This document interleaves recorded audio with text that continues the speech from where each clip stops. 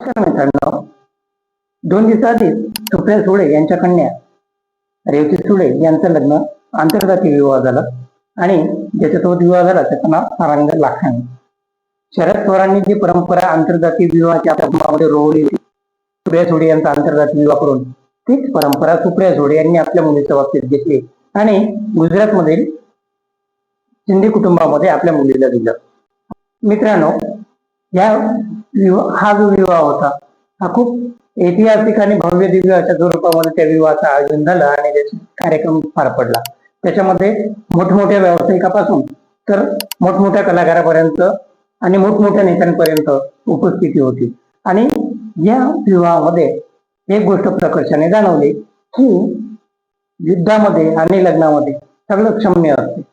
म्हणजे थोडक्यात बोलूया की जे कधी चॅनल समोर किंवा कधी लोकांसमोर एकमेकांचा जीवावर उद्धार होणारे नेते होते, म्हणजे सत्ताधारी पक्ष असो किंवा विरोधी पक्ष असो, परंतु ते जेव्हा एखाद्या कार्यक्रमामध्ये एकत्र आले तेव्हा त्या कार्यक्रमामध्ये त्यांनी एकमेकांना सांभाळून घेतलं किंवा एकमेकांशी एकरूप राहिले.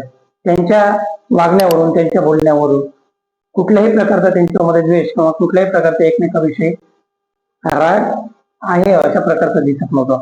मग मित्रांनो, प्रश्न हा आहे की जर ज्यांना आपण आपले आदर्श मानतो ते नेते जर एकत्र येत असतील आपले मैत्रीत्व कायम ठेवून, तर मग आपण कार्यकर्ते म्हणून त्यांच्यासाठी जेव्हा आपण एकमेकांचे डोके फोडतो ते डोके न फोडता मग आपण एकत्र का येऊ नये?